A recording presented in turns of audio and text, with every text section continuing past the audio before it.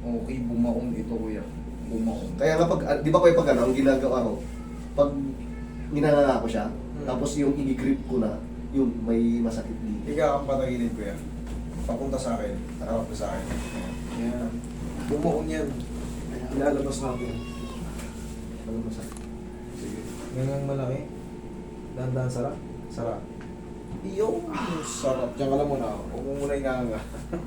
Sige. Okay, upo ka kuya.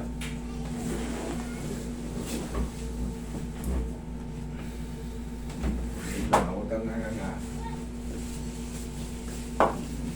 Relax na.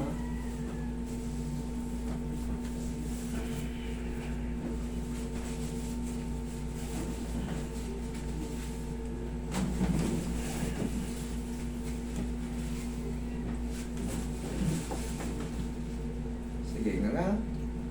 Nganga. Dahan-dahan sara. Sara, sara, sara, sara. Pang. Ah.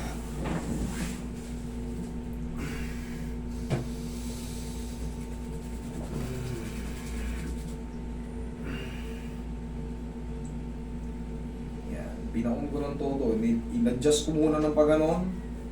Tsaka ako binaon. Kasi yung condyle natin, mayroon niyang nilulubugan, kuya. Ano? Anong nangyari sa'yo gumanyan, no? Medyo lumis ng ganyan. Pakakapa ko yan dito kasi kahit ikaw kaya mong kapain eh. Ayan, gamagat. Alam ko kasi yung edge niya. Nung pinatagilid kita, tinulak ko muna pag ano, no? Naramdaman mo may umusog. Meron. Ngayon, siyempre, hindi ako kontento, pinanganga pa kita. Meron kasing lubugan yan dito, yung mandible. Oh, yun ba yun? Kasi nalpak mo siya. Oo. Gano'n ang ano. Gano'n ang ginawa nating diskarte. Tapos, kailangan na mangyari dyan, yung pain na nararamdaman mo, Okay. di ba yung ganito? Kailangan yan mga lahati or konting-konti na lang. Tapos, 3 to 4 days, wala na. Gano'n ang palagi. Kasi sa lakas ng adjustment, kailangan yun. Pag mali kasi ang adjustment, sa lakas ng tumunog na yun, pag na-dislocate yung panga mo, sigurado hindi mo na may nganga yung panga mo. Bakit? Mamamaga ka agad yan pag mali ang adjustment. Tandaan nyo yan. Pag na-dislocate yung panga mo, Actually, kuya, nung ano to, nung, di ba nangyari, siyempre, nangyari nga nung February, na basketball, pinaano ko na muna, hindi ko pinapagalaw actually, parang ano lang, parang pinaano ko lang doon sa ortho noon dati, parang kinakapakapa lang niya, so okay naman na walang ano. Tapos yun, pina-x-ray ko na lang, ano. Tapos nung pinakita yung x-ray, pinabasa ko sa kanya. Goods naman, sabi niya. Goods ito.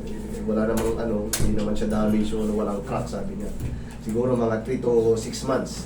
Yan, okay na yan. Tapos after that, mayroon pa rin yung ano andun pa rin yung pain eh. Sabi ko, kasi pag kumakain ako, lalo pag yung mga big bite kuya or mga matitigas. Kasi ikumpara ko dito sa pag nguya ko dito, kahit yung matigas, walang sakit. Dito ikumpara ko, parang may limit talaga. ngayon, gano'n ka. Oh. Tapos paghihikab tayo kaya ganito. Ganyan ang tamang hikab. Hindi yung pangangakaw yan. Oo, ganito. Kasi lahat naman nagkaroon ng problema sa jaw, tumunog, nagkaroon ng lockjaw, sumasakit. Tandaan nyo to. Maniwala kayo sa akin. Ako lang nagtuturo nito. Tandaan nyo to. Healthy to. Makakaiwas kayo sa lockjaw. Yan ang tamang paghikab. O, ngayon, umuya ka ngayon. Nawala? Actually, kuya, yung ano,